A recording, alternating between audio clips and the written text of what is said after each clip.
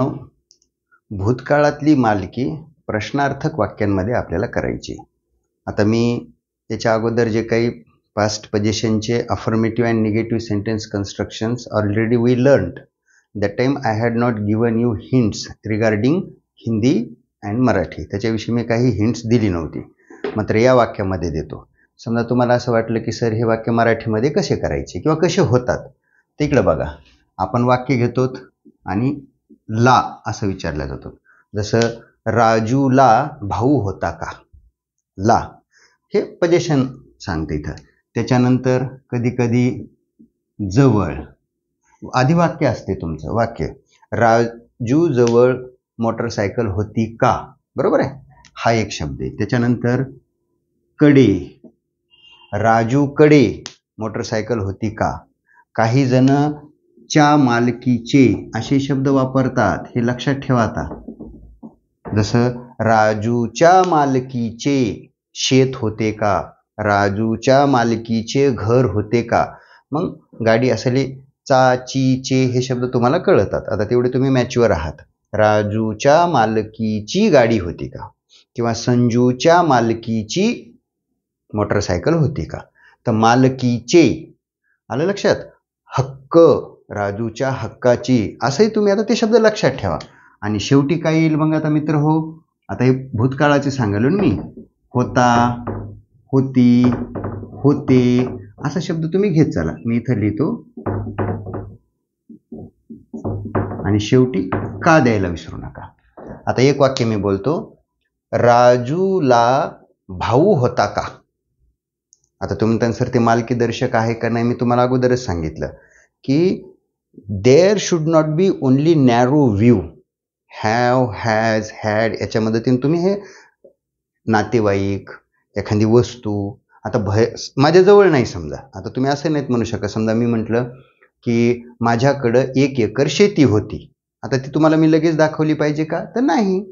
Just I am indicating my position here. Okay. आता हेच वाक्य समजा तुम्ही म्हणले देशमुख सर हिंदीमध्ये कसं करायचं, तर कसं होईल वाक्य. परत तुमचं वाक्य राहील, हे येईल वाक्य, राजू के पास. आलं लक्षात. काही जण हे के घेतात. राजू के पास गाडी थी क्या, किंवा काही जण क्या सुरुवातीला घेतात. क्या राजू के पास गाडी थी. मग तुम्ही हे पण घेऊ शकता, राजू के मालकी की. आलं लक्षात. मालकी की गाडी, बंगला, घर जे काय असेल. था, थी, थे असं वापरा आणि काय द्या शेवटी प्रश्नचिन्ह. मराठीमध्ये आपण का इकडे लावतो हे बघा, आणि हिंदीमध्ये मात्र मी सुरुवातीला घेतलेले. क्या राजू के पास गाडी थी, क्या राजू के मालकी की गाडी थी. आलं लक्षात. असे हे शब्द. आता हे झाले फक्त तुमच्या माहितीसाठी. आलं लक्षात. आता मी याचा रूल लिहितो इंग्लिशमध्ये कसं करायचं. आता इंग्लिशमध्ये रूल करताना आपल्याला इंट्रोगेटिव्हच करायचं आहे. आता हे मराठी और Hindi just I am giving you for your support, की एखाद्या वेळेस वाक्य नाही कळालं किंवा थोडंसं कन्फ्युजन झालं सर, तर पटकन थोडीशी मदत घ्यायची. मग इंग्लिशमध्ये कसं होईल वाक्य माहिती आहे का. सुरुवातीला येईल हॅड, देन सब्जेक्ट, आणि मग ज्याची काही मालकी वगैरे दर्शवायची त्या गोष्टी. आणि don't forget to give question mark. मला लक्षात. चला एक वाक्य मला करून दाखवा. चोराजवळ चाकू होता का. क्या चोर के पास छुरा था या छुरी थी. Yes. Had the thief a knife. Had the thief a knife. I am indicating here particular चोर. निश्चित चोराविषयी बोलेल ना आपण आता. चोराजवळ चाकू होता का म्हणजे कोणीतरी निश्चित चोराविषयी. Had the thief a knife. Okay. दुसरं वाक्य, तुमच्याकडे SBI बँकेचे अकाउंट होते का. लक्षात. हे वाक्य कसं करतात बघा, मी करतो. Had you, interrogative, had you and SBI account. Had you and SBI account, state bank of India, SBI account. आता बरेच जण इथं वॉज वेअरच्या वापरात थोडंसं कन्फ्युजन करतात, पण तेव्हा त्याचा अर्थ होतो क्या आपका SBI में खाता था, was your account in SBI. वाक्य दोन्ही व्यवस्थित चालतात. Was where already we learned, तेव्हा ते पोझिशन नाही, ते बघा अवस्थादर्शक वाक्य येते. Was your account in SBI आणि had you and SBI account, म्हणजे सेन्स तोच आहे, दोन पद्धतीनं. Both ways we are indicating here. Okay, and we are using both ways, we are using to indicate the same thing. Right लक्षात. आतंकवाद्यांकडे दारुगोळा किंवा शस्त्र आणि मोबाईल्स होते का? कसं करताना वाक्य. आता हे वेगवेगळ्या पद्धतीने केलेलं आपण. आता बघा, नॉट ओनली बट ऑल्सो वगैरे हे शब्द घेतलेले आहेत. आता आपण एका पद्धतीनं करूयात. कसं करता हे. हॅड आतंकवादी, टेररिस्ट, हॅड टेररिस्ट, वेपन्स हा शब्द गेलेला आहे बरं का आपल्याला. वेपन्स याला एक शब्द द्यायचा. वेपन्स शस्त्र वगैरे, दारुगोळा वगैरे, ammunitions.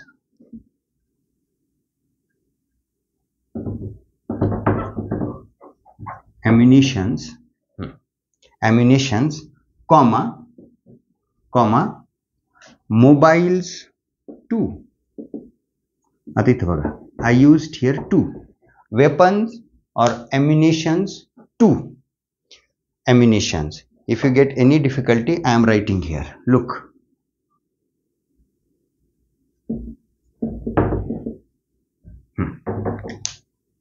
Suppose if you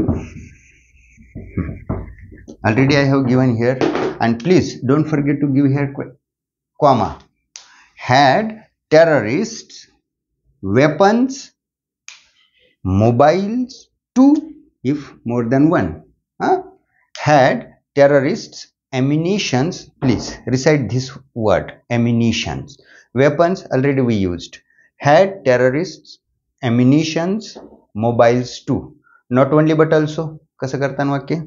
Had terrorists not only weapons but also mobiles. Don't use to. Okay. आणि and घ्यायचं असेल and, तर कसं वाक्य होईल. Had terrorists weapons and mobiles. बरोबर आहे. As well as had terrorists weapons किंवा मग ॲम्युनेशन्स ॲज वेल ॲज मोबाईल्स. कोणत्याही पद्धतीनं करा, वाक्य येत आहे.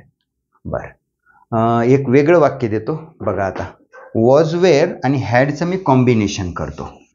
आता always there is no need to speak only one sentence construction. You have to use combined sentence constructions. आता मी काय करतो, वॉज वेयर और हैड ऐसी दोनों वाक्य रचना आपके सामने लाता हूं. देखते हैं आपको करना आता है या नहीं. मुझे ऐसा पूछना है, जेव्हा तुमचे वडील विद्यार्थी होते तेव्हा त्यांच्याकडं एकच ड्रेस होता का? जब आपके पिताजी छात्र थे तो क्या उनके पास एक ही ड्रेस थी? आता हे वाक्य वॉज वेअर आणि हॅडचे. एवढं आपण बोर्डवर करूयात. कसं करता हे बघा. when आधी ते वाक्य करून घ्या. Your father was a student. याचा काही हॅडशी संबंध आहे का? नाही. दिस इज अवस्थादर्शक. जब आपके पिताजी छात्र थे. when your father was a student, then you can use then some students use comma, but I used here when, so I am using here. Look, then और comma. आता पुढलं वाक्य काय होतं?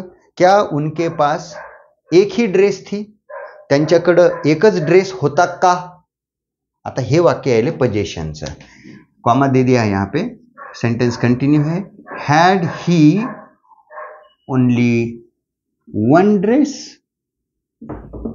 अब देखो यहां पे मैंने ये सेंटेंस इसमें कंबाइन कर दिया है.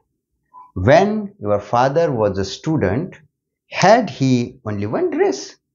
तो अब आप लोगों को ऐसे सेंटेंस मिक्स भी करते आना चाहिए. तो बार बार हैड मत लेते जाओ. तो you will think sir it is construction of had and we are using. No my friend, I mixed there. वाक्यरचना मिक्स केलेली आहे तिथं. So you must use separate rules of was, where and then had. Okay. त्या मुलाकडे खूप खेळणी होती का? कसं करता येईल? Had that baby, that child, that kid so many toys. Had that baby किंवा kid, child, so many toys. शेवटचं एक वाक्य. गाढवाला एकच डोळा आणि खूप छोटी शेपूट होती का? क्या गधे को एक ही आंख और बहुत ही छोटी पूंछ थी? कैसे करता? ओके, देखो करता हूं मैं board pay. Had a donkey, एक ही आंख, ओनली वन आई, एंड खूपच छोटी, बहुत ही छोटी पूंछ थी. Very short tail. लक्षात. हम तो एक सेंटेंस मैं हिंदी में देता हूं, आप लोग मुझे करके बताएंगे. क्या आपके पास उसकी जानकारी थी? जो घटना वगैरह है मैं उसके बारे में बोल रहा हूं. क्या आपके पास उसकी जानकारी थी? तुमच्याकडे त्या घटनेची किंवा त्याची माहिती होती का? असं मी तुम्हाला विचारले. क्या आपके पास, जब हम कभी बातें करते हैं ना तो अब बोलते बोलते हम फटक से बोल देते क्या आपके पास उसकी जानकारी थी, चाहे फिर वो कोई घटना हुई हो या किसी व्यक्ति या इसके बारे में हम बात कर रहे हैं, तो ऐसा सेंटेंस मत है. क्या आपके पास उसकी जानकारी थी? तो ये सेंटेंस आप मुझे अंग्रेजी में करके दिखाएंगे. तो यहाँ पे I finished past position in interrogative, प्रश्नार्थी वाक्य. Okay my friends, I will stop here. Thank you.